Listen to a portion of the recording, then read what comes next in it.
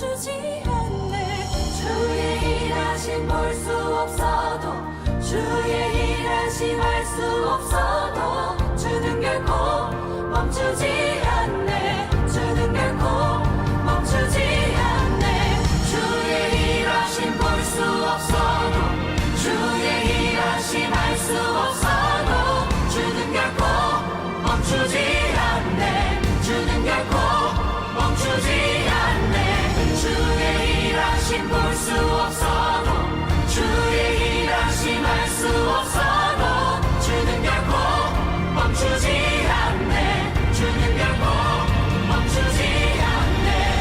Waymaker, miracle worker, promise keeper, light in the darkness, my God, 그는 하나님.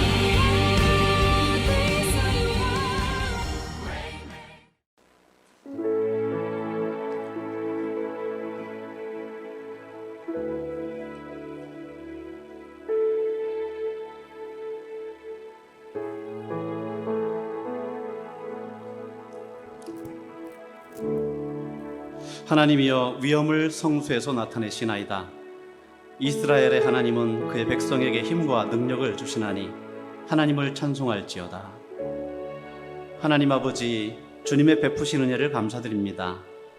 저희들의 삶과 역사를 주관하시는 아버지께 이 시간 신령과 진정으로 예배하오니 주님 홀로 영광 받으시고 예배하는 자녀들마다 임재하셔서 충만케 하옵소서. 예수님의 이름으로 기도드립니다. 아멘.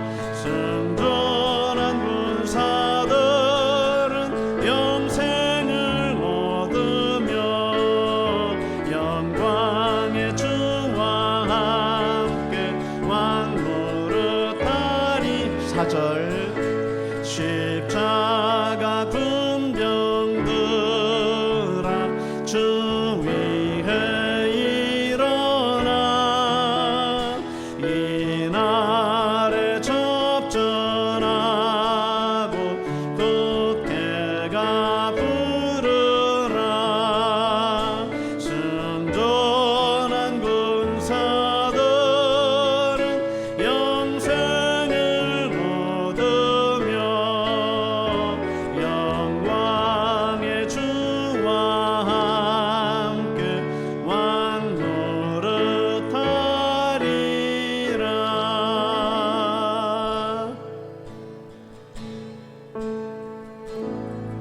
전능하신 나의 주 하나님은 능치 못하실 일 전혀 없네. 우리의 모든 간구도 우리의 모든 생각도 우리의 모든 꿈과 모든 소망도 신실하신 나의 주 하나님은 우리의 모든 괴로움 바꿀 수 있네. 불가능한 일 행하시고 죽은 자를 일으키시니 그를 이길 자 아무도 없네. 주의 말씀 의지하여 깊은 곳에 금을 던져 오늘 그가 놀라운 일을 이루시는 오라. 주의 말씀 의지하여 믿음으로 금을 던져 믿는 자에게 능치 못함 없네. 다시 하겠습니다. 전능하신 나의 주 하나님은 능치 못하실 일 전혀 없네. 우리의 모든 간구도 우리의 모든 생각도 우리의 모든 꿈과 모든 소망도 신실하신 나의 주 하나님은 우리의 모든 괴로움 바꿀 수 있네. 불가능한 일 행하시고 죽은 자를 일으키시니 그를 이길 자 아무도 없네. 주의 말씀 의지하여 깊은 곳에 금을 던져 오늘 그가 놀라운 일을 이루시는 것 보라. 주의 말씀 의지하여 믿음으로 금을 던져 믿는 자에게 능치 못함 없네. 주의 말씀 의지하여 주의 말씀 의지하여 깊은 곳에 금을 던져 오늘 그가 놀라운 일을 이루시는 것 보라. 주의 말씀 의지하여 믿음으로 금을 던져 믿는 자에게 능치 못함 없네. 기도하며 나가겠습니다. 우리 하나님 아버지, 오늘도 저희들 예배 중에 함께 하시고 있는 곳곳마다 주의 임재하여 주시고 주의 말씀으로 충만케 하옵소서.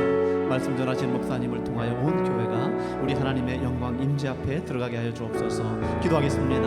하나님 아버지, 은혜를 감사합니다. 이 시간에 주의 사랑하는 종들 가정들 우리 하나님 바라며 주의 말씀 앞에 서게 하시니 감사합니다. 주님, 저희들이 예배를 통해 영광 받으시고 주의 전하시는 말씀들 또 주의 종을 통해 주시는 말씀으로 말미암아 하나님 저희들의 심령과 가정에 온전히 주의 성령으로 충만케 하여 주시옵소서.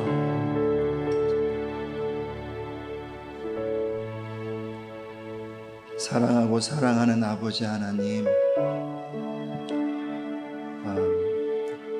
2020년이 시작된 지가 얼마 되지 않은 것 같은데 코로나 바이러스와 이러저런 어려운 환경들을 지나오면서 너무 빠르게 이제 9월이 된 것 같습니다.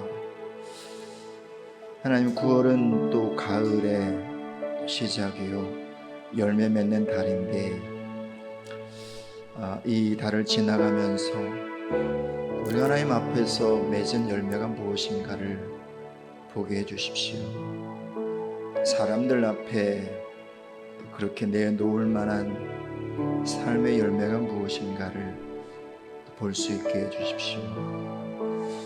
그래서 하나님 아버지, 부끄러움이 아니라 또 사람들 앞에 창피함이 아니라 더 온전한 열매로, 더 풍성한 열매 맺는 사람으로 우리 한 사람 한 사람이 세워지도록 인도하여 주십시오. 오늘도 주의 날, 또 살아계신 우리 하나님을 기억하며 이 예배의 자리를 지킵니다. 성도들 각 가정에서 처소에서 예배하는데 예배하는 처소마다 하나님 영광으로 임하여 주십시오. 그리고 예배하는 한 손길을 만나 주시고 그리고 만져 주시고 새롭게 하여 주십시오. 참 살아가기가 녹록지 않은 시간들입니다.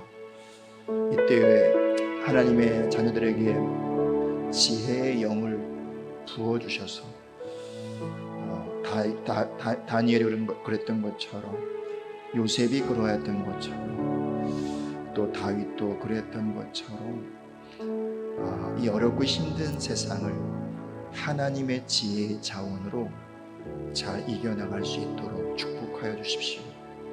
특별히 다음 세대 자녀들을 축복하셔서 우리 자녀들 한 사람 한 사람 위에 이때를 살아갈 만한 하늘의 거룩한 기름으로 채워주십시오.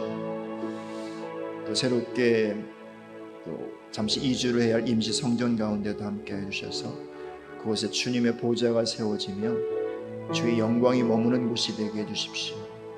건축의 전 과정 하나님의 선하시고 온전하신 뜻 가운데서 잘 인도하여 주십시오. 우리 대한민국, 우리 민족도 하나님 오른손에 붙잡아 주셔서 하나님의 그 아름다운 역사하심 안에 우리나라, 우리 민족이 거하게 해주십시오. 오늘도 함께 예배합니다. 또 함께 찬양하고 경배하고 또 삶을 드리며 주님으로부터 임하는 말씀을 받습니다. 선포되는 말씀이 우리 안에 또 아름다운 씨앗이 되게 하셔서 30배, 60배, 100배 열매를 맺는 역사가 있게 하여 주십시오. 감사합니다. 찬송합니다. 예수님의 이름으로 기도합니다. 아멘, 아멘, 아멘. 할렐루야. 교회 소식을 잠깐 나누겠습니다. 오늘도 크신 하나님의 은혜를 기억하며 또 이 예배의 자리에 또 이렇게 이 시간을 지켜주시는 여러분 모두를 환영하고 여러분의 가정 가운데 한량없는 하나님의 은혜가 부어지고 채워지기를 예수님의 이름으로 소원합니다. 지난번에 광고를 드릴 때 2주간 비대면 예배를 또 드린다고 했는데 일단 한시적인 것이었고요. 사회적으로 이렇게 아직은 이렇게 대면 예배를 할 수 없는 상황이기 때문에 당분간 몇 주간 계속 그렇게 비대면 예배로, 온라인 예배로 드리도록 하겠습니다. 계속 우리가 세상을 향하여, 우리 교회를 향하여, 다음 세대를 향하여 대장으로 서서 축복하는 또 축복 잊지 마시고 정오에 계속 그렇게 함께 해주시기를 부탁을 드립니다. 건축의 상황을 잠깐 나누면 지금 이제 재건축조합과 거의 협상이 마무리가 되어가고 있습니다. 아주 이르면 임시처소로 10월 중에 이주를 할 수 있을 것 같아요. 그래서 제 소망에는 임시처소로 이주하기 전에 우리 교회에서, 우리 예배당에서 적어도 한두 번은 예배를 드려야 하지 않을까라는 생각이 듭니다. 아무튼 또 기도해 주시고 조속히 지금 어려운 상황이 정리가 되어서 어쨌든 이사 가기 전에 지금 구 예배당, 지금의 예배당에서 함께 예배하는 기회가 있도록 그렇게 함께 마음을 모아주시면 감사를 드리겠습니다. 또 함께 찬양하면서 지난 한 주간 우리의 삶과 또 우리의 정성, 우리의 마음을 올려드리겠습니다.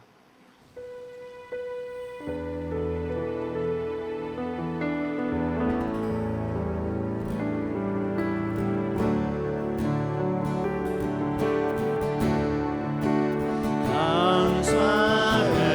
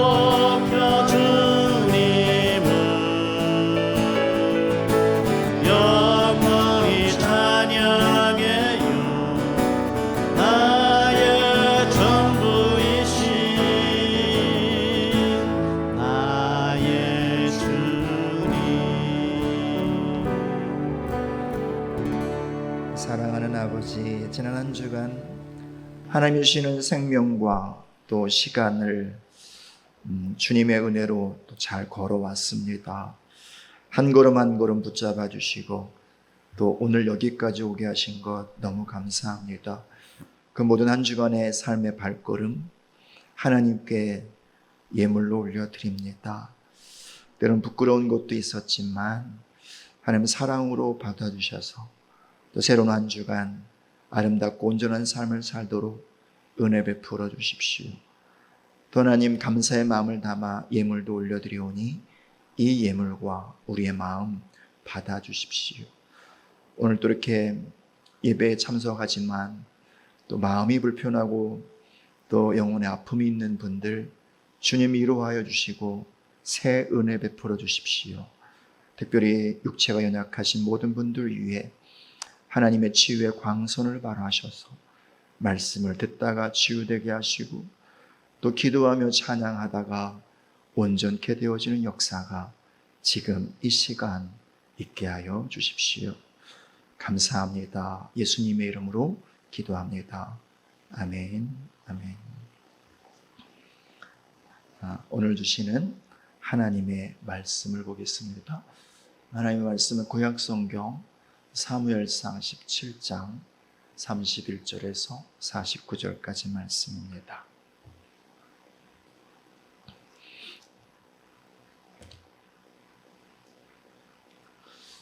하나님의 말씀을 저와 여러분이 한 절씩 나누어 읽겠습니다. 어떤 사람이 다윗이 한 말을 듣고 그것을 사울에게 전하였으므로 사울이 다윗을 부른지라. 다윗이 사울에게 말하되 그로 말미암아 사람이 낙담하지 말 것이라. 주의 종이 가서 저 블레셋 사람과 싸우리이다 하니 사울이 다윗에게 이르되 내가 가서 저 블레셋 사람과 싸울 수 없으리니 너는 소년이요 그는 어려서부터 용사임이니라. 다윗이 사울에게 말하되 주의 종이 아버지의 양을 지킬 때에 사자나 곰이 와서 양떼에서 새끼를 물어가면 내가 따라가서 그것을 치고 그 입에서 새끼를 건져내었고 그것이 일어나 나를 해하고자 하면 내가 그 수염을 잡고 그것을 쳐 죽였나이다. 주의 종의 사자와 곰도 쳤은즉 살아계시는 하나님의 군대를 모욕한 이 할례 받지 않은 블레셋 사람 이리까 그가 그 짐승의 하나와 같이 되리이다. 또 다윗이 이르되 여호와께서 나를 사자의 발톱과 곰의 발톱에서 건져내셨은즉 나를 이 블레셋 사람의 손에서도 건져내시리이다. 사울이 다윗에게 이르되 가라 여호와께서 너와 함께 계시기를 원하노라. 이에 사울이 자기 군복을 다윗에게 입히고 노투구를 그의 머리에 씌우고 또 그에게 갑옷을 입히매 다윗이 칼을 군복 위에 차고는 익숙하지 못하므로 시험적으로 걸어보다가 사울에게 말하되 익숙하지 못하니 이것을 입고 가지 못하겠나이다 하고 곧 벗고 손에 막대기를 가지고 시내에서 매끄러운 돌 5을 골라서 자기 목자에 재고 곧 주머니에 넣고 손에 물매를 가지고 블레셋 사람에게로 나아가니라. 블레셋 사람이 방패 든 사람을 앞세우고 다윗에게로 점점 가까이 나아가니라. 그 블레셋 사람이 둘러보다가 다윗을 보고 업신여기니 이는 그가 젊고 붉고 용모가 아름다움이라.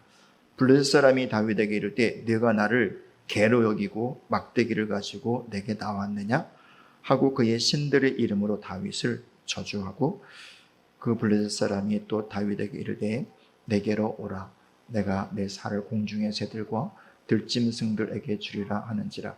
다윗이 블레셋 사람에게 이르되 너는 칼과 창과 단창으로 내게 나아오거니와 나는 만군의 여호와의 이름 곧 내가 모욕하는 이스라엘 군대의 하나님의 이름으로 내게 나아가노라.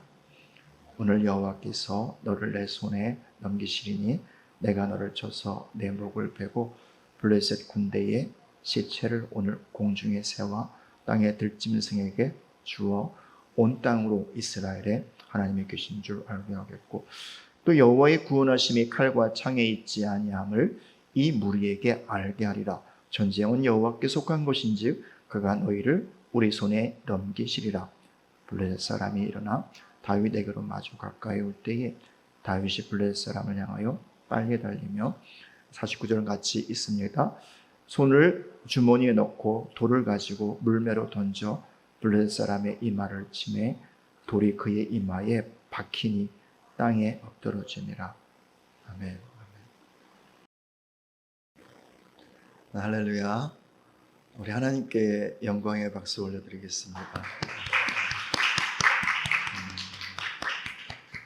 우리 옆에 있는 가족들과 함께 서로 인사를 나누겠습니다. 오늘은 이렇게 주님의 평안을 전하면서 샬롬 그렇게 인사를 해봅시다. 샬롬, 샬롬. 여러분의 가정과 여러분의 삶의 모든 현장 안에 하나님의 샬롬이 흐르고 넘치기를 소원하고 축복합니다. 우리 아버지 하나님은 단 한 번도 사람에 의해 움직이신 적이 없으세요. 하나님은 하나님을 경외하는 사람들을 통해서 하나님의 의를 나타내십니다. 오늘도 마찬가지이지요. 이 세상이 참 시끄럽습니다. 그 말은 많은 사람들이 나의 의를 이야기하고 있는 때가 지금의 때라는 거예요. 본인이 생각할 때 어쩌면 100번 생각해도 그것이 옳을 수 있겠습니다만 그것이 하나님의 의일 수는 없죠. 그래서 우리가 지금 이때에 많은 사람들이 소리를 내고 있는 때지만 어쩌면 지금 이때이기 때문에 우리 안에서 침묵하면서 우리의 소리를 좀 줄이면서 하나님의 소리를 들어야 하지 않을까? 또 하나님의 의를 구해야 하지 않을까 생각이 듭니다. 아무쪼록 우리 새하늘교회가 진실로 하나님을 경외하는 교회가 되기를 소원하고요. 또 성도님들 한 분 한 분이 진실로요 하나님을 경외하는 신앙인들 되시기를 소원하고 축복을 드립니다. 그래서 이때를 향한 하나님의 의가 우리의 신앙을 통해서 그리고 우리 새하늘교회를 통해서 부족하지만 어쩌면 제한적일 수도 있겠지만 그래도 조금이라도 하나님의 뜻이 그분의 의가 우리를 통해서 잘 이루어지기를 소원합니다. 오늘 다윗의 이야기 너무나 유명한 이야기입니다. 다윗이 골리앗을 쓰러뜨린 이야기인데요. 이 이야기 속으로 우리가 들어가면서 정말 하나님을 경외하는 신앙의 내용이 무엇인가를 한번 살펴보겠습니다. 그리고 제가 말씀을 이렇게 나누려고 막 준비하고 있을 때 제 마음에 이런 감동이 있었습니다. 누구라도 하나님 아버지의 마음을 만질 수 있다면 하나님은 그 사람을 통해서 세상을 만드실 것이라. 이것처럼 정말 이 말씀을 함께 나누는 중에 우리 한 사람 한 사람들이 진실로 하나님의 마음을 좀 만져봤으면 좋겠습니다. 그리고 또 우리의 향후의 모든 신앙과 우리의 삶이 하나님의 마음을 만지는 그런 신앙과 그런 삶이 되었으면 참 좋겠습니다. 오늘 말씀 안으로 들어가면서 우리는 먼저 두려움의 큰 산을 만날 수 있습니다. 오늘 말씀의 배경은 예루살렘 혹은 베들레헴과 서쪽의 지중해 사이에 있는 엘라 골짜기에서 펼쳐진 사건 혹은 전쟁이지요. 블레셋이 이스라엘을 공격해 옵니다. 비교적 좋은 길 그리고 빨리 올라갈 수 있는 길 골짜기 길 엘라 골짜기 길로 올라가요. 좀만 더 올라가면 뭐 베들레헴이 나오고, 베들레헴 바로 위에가 또 예루살렘이기도 하고요. 그러니까 이스라엘의 심장부를 또 공격할 수 있는 그런 길로 블레셋이 공격해 옵니다. 이 소식을 듣고 또 당시의 왕이었던 사울이 군대를 동원해서 또 진을 치고 이 엘라 골짜기에서 동쪽 편, 한쪽 편에는 이스라엘이 진을 치고 서쪽 편, 저쪽에 지중해 쪽으로 그쪽 편에는 블레셋이 진을 치고 대진하고 있습니다. 그때 그 당시에는 전면전으로 싸우는 그런 전투도 있었지만 그 중에 대표, 가장 잘 싸우는 선수가 나와서 그렇게 이제 둘이 1대1로 대적하고 이기는 쪽이 그 전쟁에서 승리하고 지는 쪽이 그 전쟁에서 패배하는 그런 일들이 이제 종종 있었죠. 그것처럼 또 이 블레셋 장군 골리앗이 이스라엘의 그 군대 진 앞에 섭니다. 앞에는 이 방패를 잡은 이 사람이 앞에 있고, 그리고 골리앗이 서서 찌렁찌렁하게 뭔가 소리를 칩니다. 성경은 그에 관해서 뭐라고 얘기하냐면 그의 키가 6큐빗하고도 한 뼘이었다. 얼마인지 아세요? 3m. 그가 입고 있었던 갑옷의 무게가 57kg였다. 그가 들고 있었던 창의 무게가 7kg였다. 뭐 이런 이야기를 17장 앞쪽에서 이야기를 합니다. 키가 3m요. 그리고 뭐 옷 무게만 뭐 57kg를 감당할 만큼의 힘이 있는 거예요. 보통 사람보다는 2배 혹은 3배가 큰 사람이에요. 그러니까 서 있는 것 자체만 해도 정말 그 앞에 서기가 힘들 만큼 위세당당하게 골리앗이 섭니다. 그러면서 소리치며 이렇게 말합니다. 너희 중에 나와 싸울 만한 놈이 있으면 한번 나와봐. 한번 나랑 1대1로 한번 싸워보자. 그래서 내가 이기면 너희가 우리의 종이 되고, 또 내가 너희한테 지면 우리가 너희의 종이 될 거야. 한번 나랑 대적할 수 있는 녀석이 있으면 한번 나와봐. 이런 식으로 참을 더듬니다. 그것도 한 번이 아니라 아침에 한 번, 저녁에 한 번이요. 그러기를요. 하루가 지나 이틀, 이틀이 지나 일주일, 일주일이 지나 한 달, 한 달이 지나 40일이 됩니다.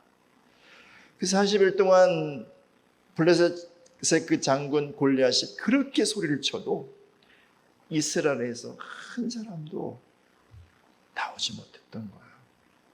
성경은 이스라엘 사람들의 모습에 대해서 이렇게 이야기합니다. 보십시오. 17장 11절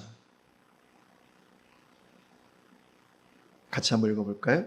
사울과 온 이스라엘이 블레셋 사람의 이 말을 듣고 놀라 크게 두려워한지라. 크게 두려워했을 뿐만 아니라 놀랐다는 거예요. 제 이 말이 뭐냐면 그 골리앗의 모습을 보고 너무 두려워. 마음이 너무 힘들어. 그것뿐만 아니라 마음이 산산조각이 났다는 거예요. 다 깨어졌다는 거예요. 그러니까 어찌할 바도 모르고, 그리고 또 마음이 너무 힘들었던 거예요. 이스라엘 모든 군대의 마음이 이랬다는 것입니다. 사랑하는 여러분, 오늘 이 장면 속에서 우리는 우리가 살고 있는 우리 시대를 볼 수 있어요. 여러분, 골리앗은요 거인이잖아요. 키가 3m가 되었으니 거인이잖아요. 근데 이 사람이 그냥 툭 튀어나온 게 아니에요. 성경에는 이 거인 이야기가 계속 나옵니다. 창세기 6장의 노아 시대 때 하나님의 아들들과 사람의 딸이 결혼해서 낳은 자식이 네피림 거인이었다는 거예요. 그들을 향해서 용사라고도 합니다. 그러니까 하나님을 대적하는 편에 서 있는 어떤 존재가 네피림이요, 거인이요, 용사인 거예요. 창세기 10장에 보면 바벨탑을 쌓았던 니므롯, 그를 향해서도 성경은 말합니다. 그는 용사였다고요. 그는 거인이었다고요. 그가 바로 하나님을 대적하는 바벨탑과 바벨성을 쌓습니다.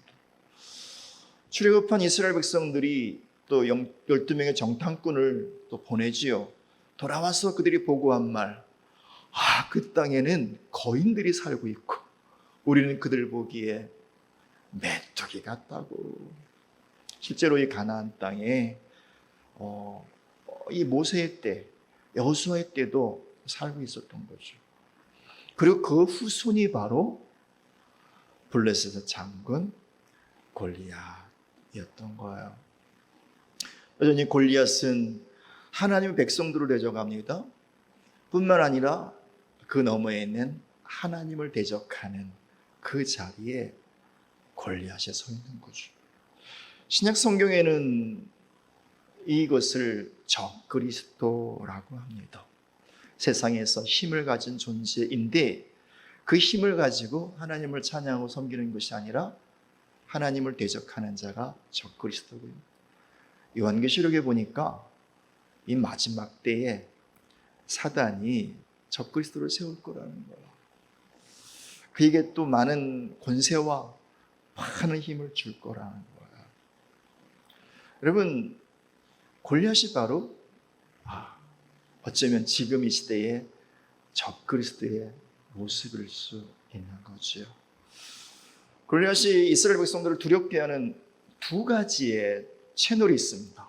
첫 번째 채널은 뭐냐면 그냥 눈으로 보는 것 자체만으로도 두려움을 주는 거예요. 그죠? 그리고 그 찌렁찌렁한 소리, 또 내뱉는 그 말의 내용들, 그렇죠? 이것들이 이스라엘 백성으로 하여금 두려움을 갖게 합니다. 다시 말하면 이스라엘 백성들은 보는 것과 듣는 것에 붙잡혀서 두려움에 사로잡힙니다. 마지막 때요. 성경은 거짓 선지자가 있을 것이라고 하고요. 또 거짓 선지자는 많은 거짓을 진실처럼 이야기하고 많은 사람들을 혼란케 할 거라고 이야기합니다. 어쩌면 지금 이때에 거짓 선지자라고는 할까요? 지금 이때 어쩌면 이렇게 보여지는 것, 들려지는 것, 그것이 무엇일까요? 미디어. 많은 뉴스 채널들, 많은 유튜브 방송들, 그렇죠?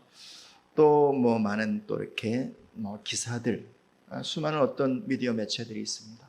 근데 여러분 아시겠지만 미디어는 절대로 진실을 말하지 않습니다.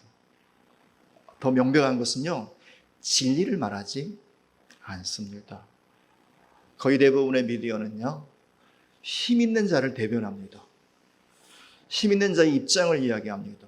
그래서 어쩌면 진실이 아닌 것도 진실로 만들기도 하고요, 진실을 거짓으로 만들기도 하고요. 그죠? 또 아주 작은 것을 침소봉대해서 크게 만들기도 하고요. 정말 큰 일인데, 정말 중요한 일인데 이것을 아무것도 아닌 것처럼 그렇게 만들기도 합니다. 다시 말하면 많은 부분 거짓이 이렇게 스며들어 있어요. 사람들은 그것을 보면서 정말 이렇게 마음에 기쁨이 있거나 또 행복이 있거나 하지는 않습니다. 오히려 그 반대일 때가 훨씬 많습니다. 나눌 말씀들은 많지만 어쨌든 지금 그렇게 많은 사람들이 미디어를 통해서 보는 것과 듣는 것을 통해서 이 마음에 참 많은 두려움이 생깁니다. 그리고 또 그 두려움에 사로잡히기까지 합니다. 여러분, 골리앗의 이름의 뜻이 뭔지 아세요? 포로예요, 포로.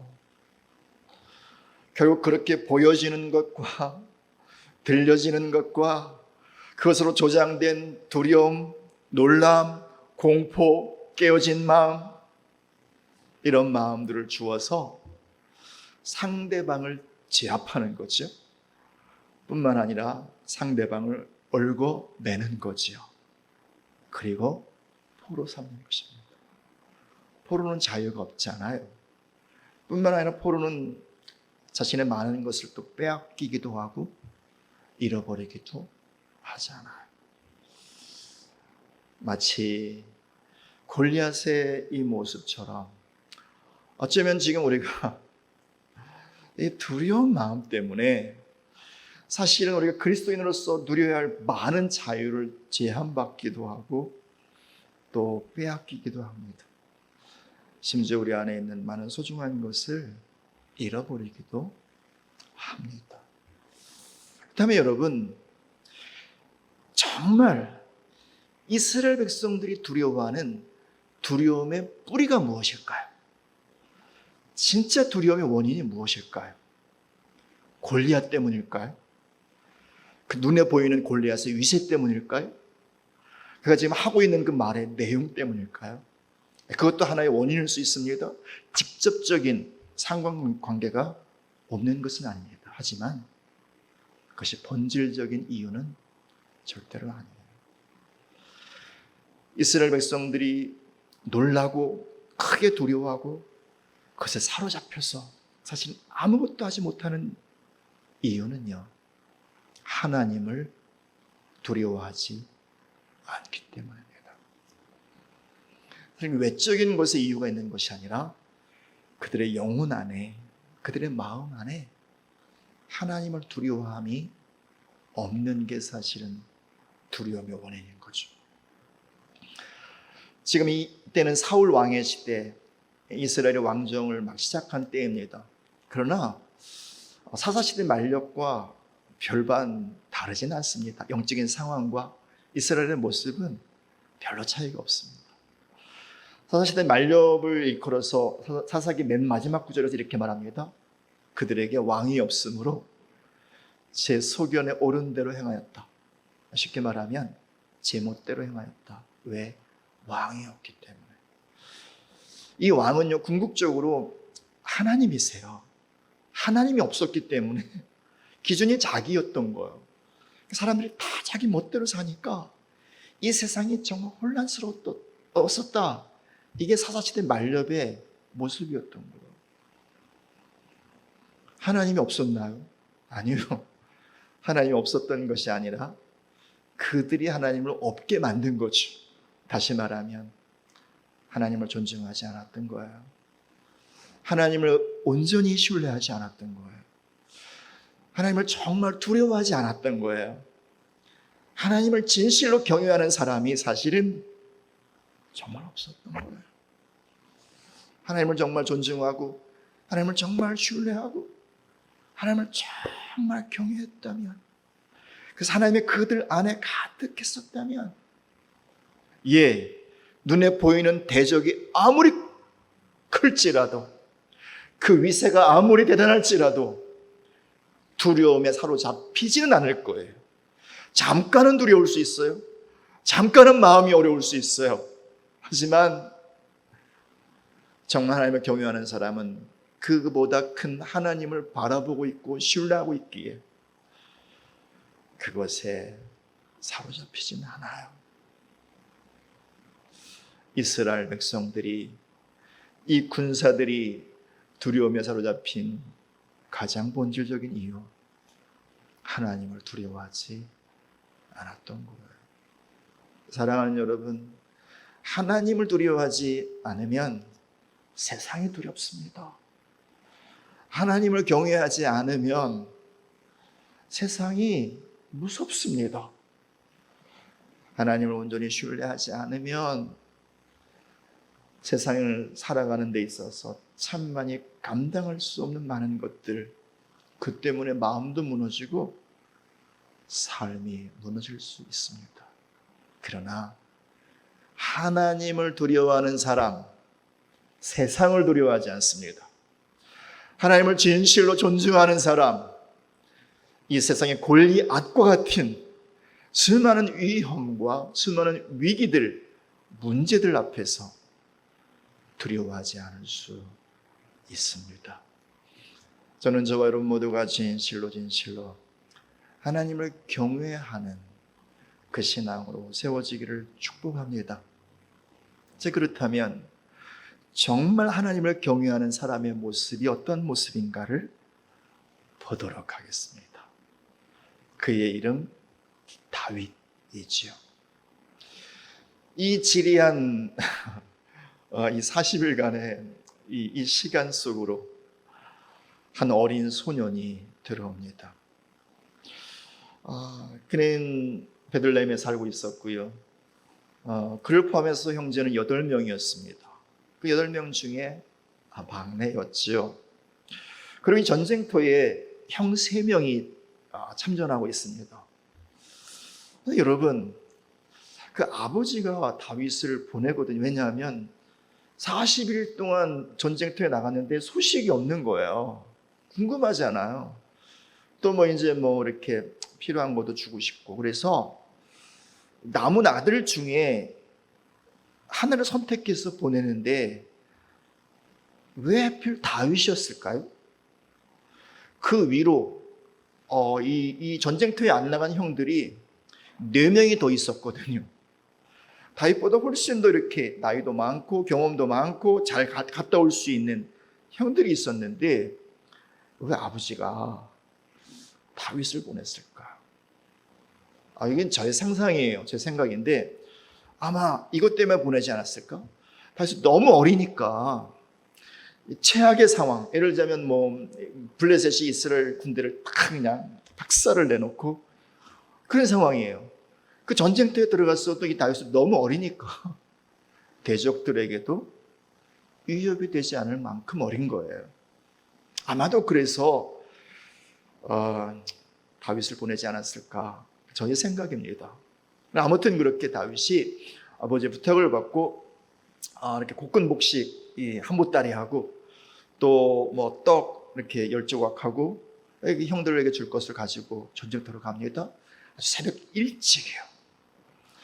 그리고 또 이제 이렇게 형들의 이제 군대 장관에게 줄 수 있는 것들 이렇게 좀 함께 싸서 치즈 10덩어리 이렇게 해서 이곳에 도착을 합니다. 새벽 일찍 열심히 달려가 보니까 아침이 조금 지난 시간,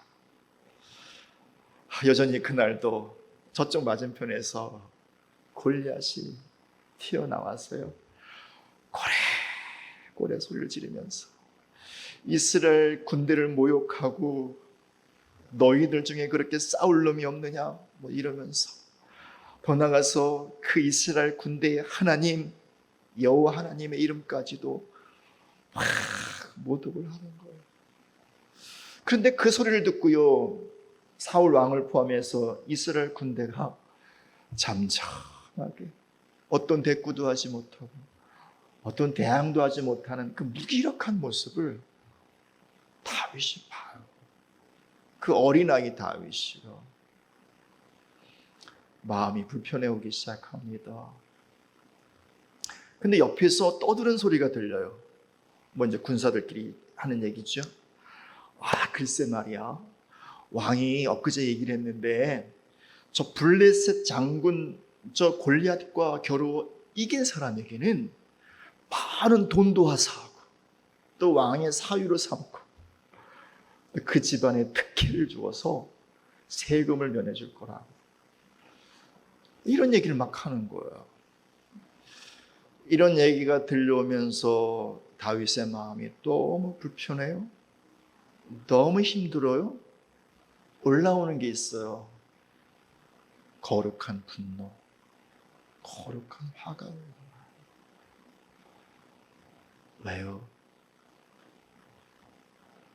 저 이방인, 할례도 받지 않은 이방인 장수가 하나님을 모독하는 그 소리가 마음이 너무 힘든 거예요. 하나님의 이름이 모독받는 게 다윗은 너무 고통스러운 거야. 그것뿐만 아니라 그렇게 하나님의 이름이 모독받는데도 불구하고 아무도 일어서지 않는 이 상황, 이게 지금 너무 마음이 고통스러운 거예요. 거기다가 막 이제 뭐 왕이 뭐 이렇게 돈도 주고 사위도 삼고 특혜도 베푼다고 이렇게 얘기했던 그 이야기들이 다윗의 속을 더 뒤집어 놓는 거예요. 오죽했으면 왕이 이런 얘기를 했을까? 말씀 보세요. 25절 한번 같이 읽어볼까요? 25절, 26절 같이 읽습니다. 이스라엘 사람들이 이르되 너희가 이 올라온 사람을 보았느냐? 참으로 이스라엘을 모욕하러 왔도다. 그를 죽이는 사람은 왕이 많은 재물로 부하게 하고 그의 딸을 그에게 주고 그 아버지의 집을 그 이스라엘 중에서 세금을 면제하게 하시리라. 26절, 다윗이 곁에 서 있는 사람들에게 말하여 이르되 이 블레셋 사람을 죽여 이스라엘의 치욕을 제거하는 사람에게는 어떠한 대우를 하겠느냐? 이 할례 받지 않은 블레셋 사람이 누구이기에 살아계신 하나님의 군대를 모욕하겠느냐? 다윗 안에 거룩한 분노가 올라와요. 그렇게 이야기를 하고 있는데 큰형 엘리압이 와가지고 또 한마디 합니다. 이 교만한 자식 같으니라고. 넌 참 하는 짓마다 이렇게 마음에 안 드냐? 너 지금 전쟁 구경하러 왔지? 너 할 일 다 했으면 빨리 가. 뭐 이런 얘기를 하죠. 다윗의 속도 모르고 다윗의 마음도 모르고. 다윗이 한마디 합니다. 보십시오. 29절 읽습니다. 다윗이 이르되 내가 무엇을 하였나이까? 어찌 이유가 없으리까? 다윗은 자기의 마음을 다 말하진 않아요. 근데 이 한마디로 표현합니다. 어찌 이유가 없으리까? 내가 지금 이 사람들에게 물어보고 있는 이유가 있습니다. 내가 지금 여기에 서 있어야 하는 이유가 있습니다. 왜요? 지금 하나님의 이름이 모욕을 받고 있거든요. 왜요? 그런 상황에서 아무도 지금 일어나고 있지 않거든요. 다윗이 그런 식으로 자신의 마음을 표현하는 거예요. 왜냐하면 다윗은 하나님의 이름을 너무 사모하니까요. 하나님을 너무 사랑하니까요. 정말 사모하고 사랑하는 하나님의 이름이 모욕받는 게 너무 싫으니까, 너무 아프니까. 그래서 아마도 사울에게 얘기를 좀 전해달라고, 내가 나가겠다고 그런 얘기를 했던 모양이에요. 이 꼬마 어린아이가. 사울이 다윗을 부릅니다. 사울을 보자마자 다윗이 한 얘기를 한번 보십시오. 꼬마가 이런 얘기를 합니다. 자, 32절 읽습니다. 다윗이 사울에게 말하되 그로 말미암아 사람이 낙담하지 말 것이라 주의 종이 가서 저 블레셋 사람과 싸우리다. 낙담하지 마십시오. 사람들로 하여금 낙담하게 하지 마십시오. 종이 가서 저놈과 싸우겠습니다.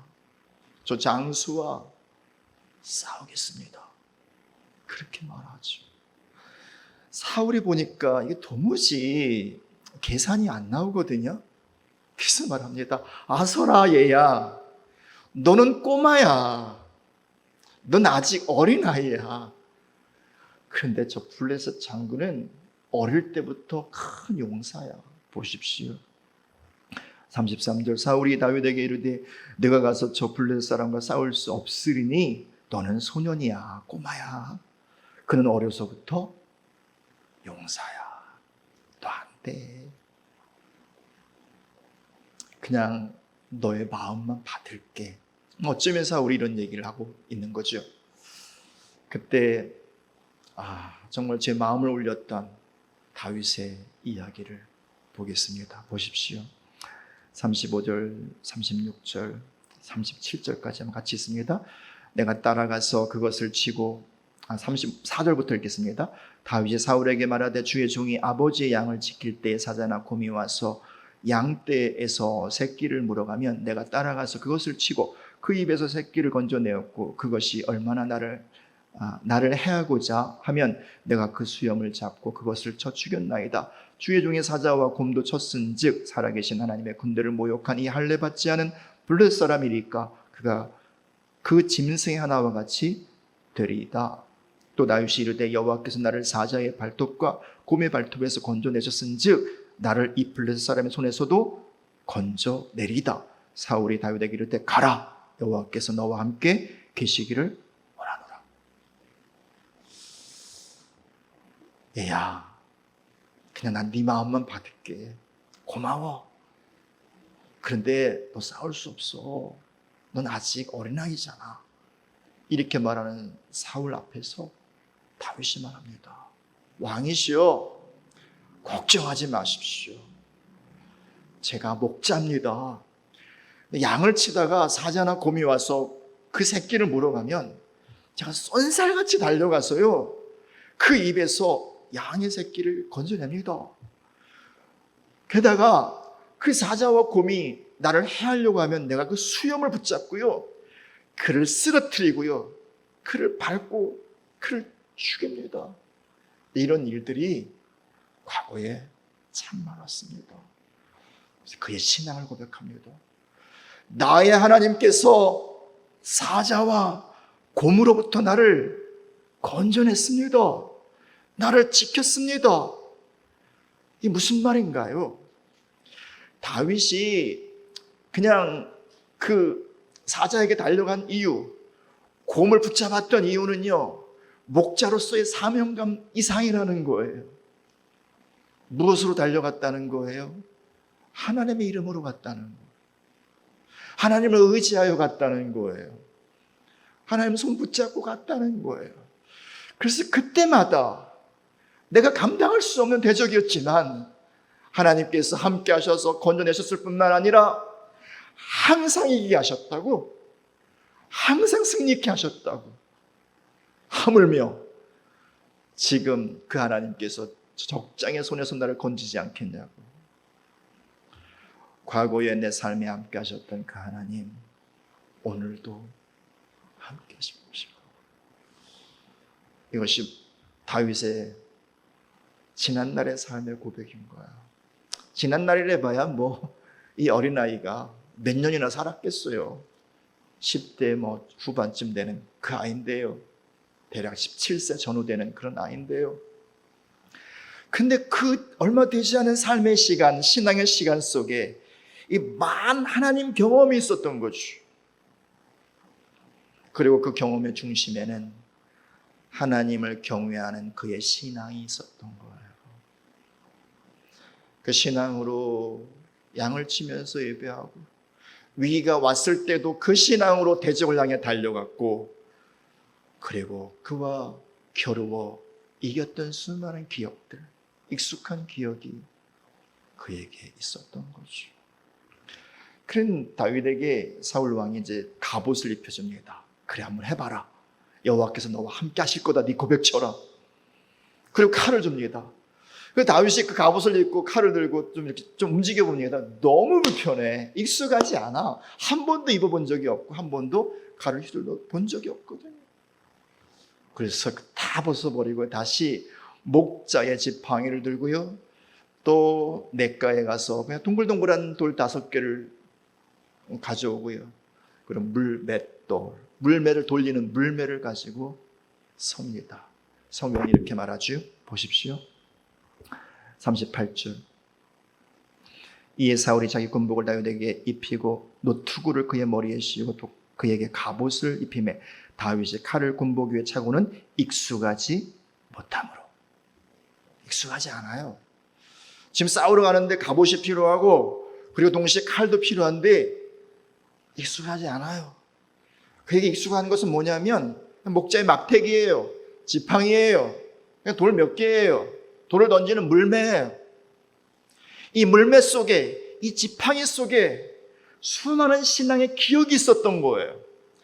하나님을 경외하는 삶의 기억이 있었던 거예요. 그 하나님으로 인하여 승리했던 수많은 삶의 경험들이 익숙함 속에 그의 신앙에 익숙함, 삶의 익숙함 속에 배어 있었던 거지요. 그 과거가 다윗의 오늘을 만드는 것입니다. 사랑하는 여러분, 저는 저와 여러분 모두가 이런 삶의 한 순간순간을, 그것이 어떤 일이라도 무슨 문제를 만난다 할지라도 항상 이 소년 다윗처럼, 어린아이 다윗처럼 하나님을 경외함으로, 하나님을 존중함으로, 하나님을 신뢰하고 인정함으로 그 일을 대하고 그 일을 처리하고, 그래서 삶의 한 걸음걸음이 경외의 발걸음이 되시고 삶의 기억이 그렇게 하나님을 경외함으로 인한 많은 승리의 간증이 가득하기를 예수님의 이름으로 축복을 드립니다. 그 과거가 오늘을 결정하는 거죠. 마지막으로요, 다윗의 오늘을 봅시다. 그 여호와를 경외하며 신앙으로 두려움의 산을 무너뜨리는, 두려움의 거인을 무너뜨리는 우리가 너무나 익숙한, 너무나 잘 아는 말씀 속으로 더 들어가 봅시다. 이렇게 다윗이 지팡이를 들고 막 쩔레쩔레 막 달려오는 걸 보면서 골리앗이 너무 웃긴 거예요. 그래서 한마디 합니다. 저놈의 자식이 나를 괴로워하나? 참 이상한 놈이 40일 만에 한 놈이 튀어나오는데 정말 이해도 안 되고 말도 안 되고 심지어 좀 모욕감까지 느껴질 만큼 그런 놈이 쫄래쫄래 걸어오는 거예요. 그래서 한마디 하죠. 보세요. 43절, 블레셋 사람이 다윗에게 이르되 내가 나를 개로 여기고 막대기를 가지고 내게 나왔느냐 하고 그의 신들의 이름으로 다윗을 저주하고, 막 저주를 퍼부어요. 좀 짜증이 나거든, 화가 나거든요.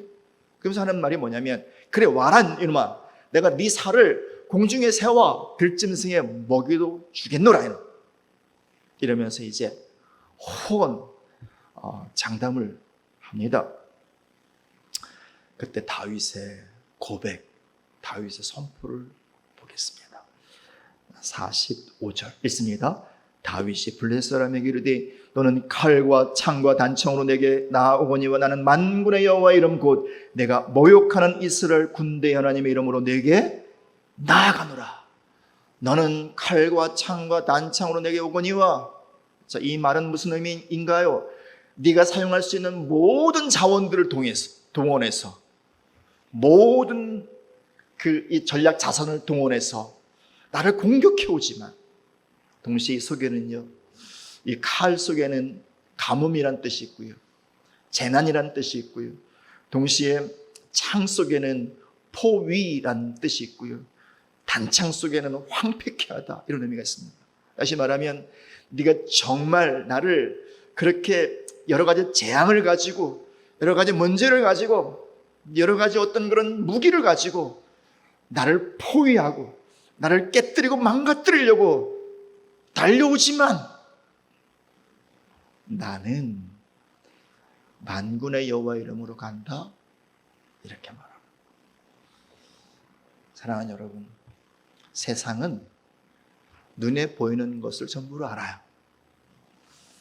들려오는 것을 전부로 생각을 할 뿐이에요. 골리앗은 눈에 보이는 것은요, 어린아이였어요. 그래서 어린아이가 지팡이 하나 들고 막대기 하나 들고 마치 장난감 들고 오는 것처럼 그렇게 보였던 거예요. 심지어 사울 왕도 그렇게 봤잖아요. 어린아이가 뭘 하겠나. 그리고 또 다윗의 큰형 엘리압도 그렇게 말하고, 사람들은요, 세상은요, 눈에 보이는 것을 전부라고 생각하고 그렇게 말해요. 다윗은 지금 무엇을 보고 있습니까? 눈에 보이는 것을 보고 있습니까? 아니요. 그 너머에 있는 만군의 여호와, 지금도 함께 하시는 살아계신 하나님, 그 하나님을 다윗은 보고 있었던 거예요. 여호와를 경외하는 신앙의 비전은 바로 이것이에요. 현실을 무시하는 건 아니죠. 현실을 이렇게 감각이 없이 살아가는 건 아니죠. 4차원으로 사는 건 아니죠. 현실 속에 다리를 펴고 삽니다. 그리고 그 속에서 달려갑니다. 그러나 현실만을 보지 않습니다. 현실 너머에 계신 살아계신 만군의 여호와, 전능하신 아버지 하나님을 바라봅니다. 그리고 계속 다윗의 마음을 볼 수 있어요. 보십시오. 46절, 오늘 지금 here and now, 여기서 이렇게 말합니다. 여호와께서 너를 내 손에 넘기시리니 내가 너를 쳐서 내 목을 베고 블레셋 군대의 시체를 오늘 공중에 세워 땅의 짐승에게 주어 온 땅으로 이스라엘의 하나님이 계신 줄 알게 하겠고. 여러분, 이게 다윗의 마음이에요. 다윗의 마음은요, 승리에 있지 않아요. 그 승리 때문에 얻을 무슨 어떤 자기의 유익이 있지 않아요. 다윗의 마음속에 있는 유일한 한 가지, 온 땅이 여호와 계심을 알았으면 좋겠다. 온 땅이. 지금 블레셋 장수 한 사람으로 인하여 온 땅도 그랬고 온 만물도 그렇고 온 사람들도 하나님이 정말 계신가? 의문부호를 붙이고 그 하나님을 멸시하고 하나님이 없는 것처럼 그렇게 살아가고 있는데, 다윗의 한 마음이요, 그 마음은 이 일로 인해서 온 땅이 이스라엘의 여호와 하나님이 계신 줄, 그 하나님이 정말 살아계신 줄 알았으면 좋겠다. 이게 바로 다윗의 마음이고, 그래서 그는 이렇게 말합니다. 또 여호와의 구원하심이 칼과 창에 있지 아니함을 이 무리에게 알게 하리니 전쟁은 여호와께 속한 것인즉 그가 너희를 우리 손에 넘기시리라. 여호와의 구원하심, 승리케 하심, 그것은 칼에 있지 않고 창에 있지 않고 어떤 자원에 있지 않고 오직 그 하나님의 능력 가운데 있음을 온 무리가, 블레셋의 모든 군대, 심지어 이스라엘의 모든 군대도 알게 하기를 원한다. 이게 다윗의 유일한 마음. 지금 어쩌면 자기가 죽을 수도 있는 거잖아요, 그죠? 우린 결과를 아니까 편하게 이 장면을 지켜보고 있지만, 결과를 알기 전까지 얼마나 지금 위험한 상황입니까? 돌멩이 하나 들고 가는데 말이죠, 막대기 하나 들고 가는데 말이죠, 그 위험한 상황, 어쩌면 얼마 안 가서 바로 자기가 죽을 수도 있는 상황 속에서 다윗은 자기의 승리를 구하지도 않고요, 그 승리로 인한 영광을 생각하지도 않고요, 오직 한 가지, 여호와 하나님의 이름, 그분의 영광, 그것만을 생각해요. 이게 바로 여호와를 경외하는 신앙이죠. 이 여호와를 경외하는 신앙으로 다윗은 빠르게 달려갑니다. 48절, 블레셋 사람이 일어나 다윗에게로 마주 가까이 올 때 다윗이 블레셋 사람을 향하여 빨리 달리며 어떤 고민도 없이, 그죠? 어떤 그런 머뭇거림도 없이 그냥 달려가는 거예요, 그죠? 뭐 죽으면 죽으리다 이런 거겠죠, 그렇죠? 그래서 자기에게 익숙했던, 그동안 하나님과 함께 해왔었던 그 일을 합니다. 무엇인가요? 물매를 돌려서 적장을 향해 내던집니다. 그 돌을 누가 붙잡아 주실까요? 하나님이 붙잡아 주시죠. 그리고 골리앗은 완전 무장했기 때문에 다른 데 맞아봐야 소용이 없어요. 아무리 위력이 있어도. 오직 한 곳, 눈과 눈 사이, 여기요, 여기. 그곳에 정확하게 맞게 하죠. 그냥 적당히 맞고 튀어나오면 또 안 되잖아요. 깊이 박히게 합니다. 그리고 쓰러져 하나님의 승리를 보게 합니다. 사랑하는 여러분, 우리가 진실로 하나님을 경외하는 신앙이 있다면 그건 이미 하나님의 마음을 만진 것입니다. 그 하나님의 마음을 만진 사람이 있다면 하나님은 그와 함께 하여서 무엇이라도 넘어뜨리십니다. 무슨 일이라도 풀어가십니다. 무슨 답답한 환경이라도 열어 가시는 것입니다. 그러므로 사랑하는 여러분, 승리는 사람의 많고 적음에 있지도 않고요, 그리고 칼과 창에게 있지도 않고요, 군대에게도 있지 않습니다. 승리는 여호와를 경외하는 신앙 안에 있는 것입니다. 하나님은 그 신앙 안에서 일어나셔서 하나님의 승리를 이 세상 가운데 펼쳐나가시고 하나님 나라의 역사를 이루어 가시는 것입니다. 이후에 하나님께서 축복을 옮기십니다. 다윗은 이미 수많은 믿음의 선조들의 신앙을 계승받은 자였죠. 가까이에는 사무엘의 신앙을, 또 사무엘 어머니 한나의 신앙을, 조금 멀리는 그의 증조모 룻의 신앙을, 고조모 나오미의 신앙을, 더 멀리는 아브라함과 이삭과 야곱과 요셉의 신앙을, 유업을 물려받은 자였죠. 어린 시절에서부터 하나님을 경외하고 예배하는 자였습니까? 뿐만 아니라 사울에게 있었던 왕의 기업과 축복이 다윗에게로 넘어옵니다. 그래서 사람들이 말합니다. 사울의 죽인 자는 천천히요, 다윗의 죽인 자는 만만이라고. 마지막으로 18장으로 넘어가 봅시다. 12절, 18장 12절 같이 있습니다. 여호와께서 사울을 떠나 다윗과 함께 계심으로 사울이 그를 두려워한지라. 예, 하나님의 축복이 주를 경외하는 자에게로 이동한 거죠. 그리고 왕까지도 두려워하는 자가 됩니다. 무슨 다윗이 그렇게 힘을 쓰며 다녔나요? 아니요, 여전히 어린아이였습니다. 그 어린아이를요, 이제는 왕이 두려워하고요, 세상이 두려워. 왜? 하나님이 그와 함께하는 것을 아니까요. 저는 우리 교회가 이처럼 하나님을 경외하는 교회가 되기를 간절히 소원하고, 누구라도 우리 새하늘교회는 하나님이 함께하시는 교회임을 아는 그 역사가 있기를 소원합니다. 저와 여러분 모두가, 특별히 우리 다음 세대가 이때의 다윗 세대로 일어나서 진실로 여호와를 경외하는 신앙으로 일어서 그들 가운데 하나님의 축복이, 하나님의 유업이 이렇게 잘 흘러가는, 이동되어지는 역사가 지금의 이때에 있기를 소원하고 축복합니다. 기도하겠습니다. 우리 말씀을 기억하며 기도합니다. 예, 그렇습니다. 하나님의 역사는 군대에 있지 않습니다. 이 세상의 어떤 방법에 있지 않습니다. 사람들의 의에 있지도 않습니다. 하나님의 역사는 여호와를 경외하는 신앙 안에서 나타나는 하나님의 의입니다.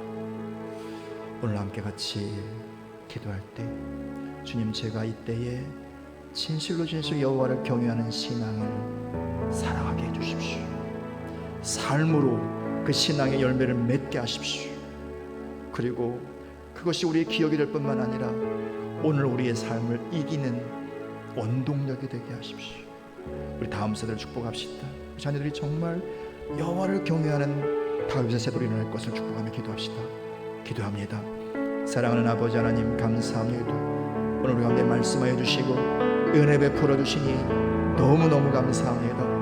오늘 아버지 하나님, 하나님과 하나님의 나라와 그 백성을 대적하는 그 대적들의 모습을 보았습니다. 두려움으로 그들이 얼마나 하나님의 사람들을 묶고 매고 있는지를 보았습니다. 더 나아가서 하나님 아버지, 그 모든 묶임을 끊어내는 다윗의 모습을 보면서 여호와를 경외하는 신앙의 모습을 보았습니다. 하나님은 여호와를 경외하는 신앙 안에서 함께 하시고 그 신앙을 통하여 일어서시며 그 신앙을 통하여 역사하시고 그리고 하나님의 일들을 풀어가심을 보았습니다. 아버지, 종과 우리 모든 새하늘교회 속난 사람 한 사람들이 이제라도 그 신앙을 갖게 해주십시오. 삶의 모든 순간순간마다 하나님을 경외하고 존중하고 하나님을 두려워하며 살아가는 역사가 우리 가운데 있게 하여 주셔서 그 모든 삶의 기억들이 또 오늘을 살아가는 승리의 자원으로 인도하여 주십시오. 그래 하나님 아버지, 부족하고 연약하지만 우리를 통하여 주의 뜻이 이 땅 가운데 오늘 이루어진 역사 있게 주시옵소서. 특별히 다음 세대 자녀들 축복합니다. 그들이 다윗의 세대로 일어난 역사가 있게 하여 주십시오. 다윗 가운데 주셨던 하나님의 놀라운 은혜와 축복과 기름 부음이 우리 모든 다음 세대 가운데 부어지게 하여 주셔서 이때의 진실로 골리앗과 같은 세상을 여호와를 경외하는 신앙으로 일어나는 거룩한 세대가 일어나게 하여 주십시오. 감사합니다. 찬송합니다. 아버지, 우리로 하여금 더욱더 하나님을 경외하는 신앙의 자리에 서게 하십시오. 그래서 하나님 아버지, 우리 안에 하나님의 뜻이 온전히 드리워지게 하시고 우리를 통하여 그 뜻이 우리의 삶 속에서와 이 세상 가운데 나타나게 하여 주십시오. 특별히 우리의 모든 다음 세대가 이때의 다윗의 세대로 거룩한 하나님을 경외하는 세대로 일어나게 하여 주십시오. 예수님의 이름으로 감사하며 기도합니다. 아멘. 아멘. 아멘. 우리 예배를 마무리하면서요, 위대하신 하나님을 우리 온 마음을 다해서 찬양을 하겠습니다.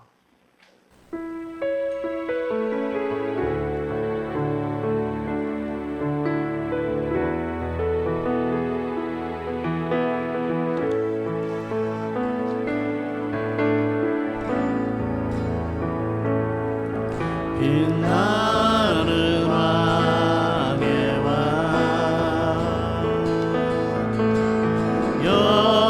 영광의 주님, 온 땅 기뻐하라, 온 땅 기뻐하라. 광채의 옷 입고